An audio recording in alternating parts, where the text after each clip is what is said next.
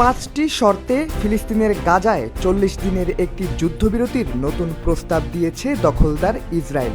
চুক্তির শর্তগুলোর অন্যতম হচ্ছে হামাসের হাতে থাকা জীবিত ও মৃত ব্যক্তিদের মুক্তি দিতে হবে। এর বিপরীতে ইসরায়েলের কারাগার থেকে একটি নির্দিষ্ট সংখ্যক ফিলিস্তিনি বন্দীদের মুক্তি দেওয়া হবে। সোমবার ইসরায়েলি প্রভাবশালী দৈনিক হারেটস এক প্রতিবেদনে এই তথ্য জানিয়েছে।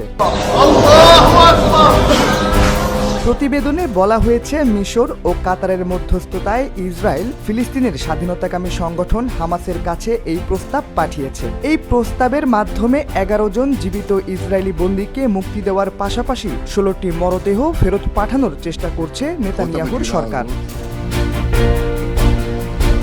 প্রস্তাবের 5টি শর্ত হল 40 দিনের যুদ্ধবিরতি, হামাসের কাছ থেকে 11 জন জীবিত বন্দীর মুক্তি ও 16টি মরদেহ ফেরত, ইসরায়েলের কারাগার থেকে একটি নির্দিষ্ট সংখ্যক ফিলিস্তিনি বন্দীর মুক্তি, যুদ্ধবিরতির 5ম দিনে হামাসের কাছে বাকি বন্দীদের তথ্য চাওয়া, 10ম দিনে 16 জনের মরদেহ হস্তান্তরের অনুরোধ।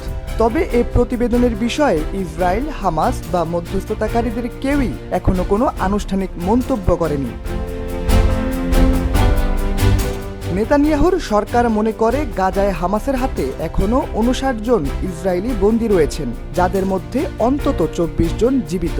অন্যদিকে ইসরায়েলি কারাগারে 9500-র বেশি ফিলিস্তিনি বন্দী রয়েছেন, যাদের ওপর চরম মানবাধিকার লঙ্ঘন, নির্যাতন ও চিকিৎসার অবহেলার অভিযোগ রয়েছে। ইসরায়েল চলতি বছরের জানুয়ারিতে হওয়া একটি যুদ্ধবিরতি চুক্তি লঙ্ঘন করে গাজায় গত 18 মার্চ থেকে নতুন করে বিমান হামলা চালানো শুরু করে। গত 15 দিন ধরে চলা অব্যাহত এই হামলায় 1000-এর বেশি ফিলিস্তিনি নিহত হয়েছেন এবং 2500-র বেশি মানুষ আহত হয়েছেন। এ নিয়ে 2023 সালের অক্টোবর থেকে শুরু হওয়া ইসরায়েলের হামলায় সব মিলিয়ে 63,000-এর বেশি ফিলিস্তিনি নিহত হয়েছেন, যার মধ্যে বেশিরভাগই নারী ও শিশু।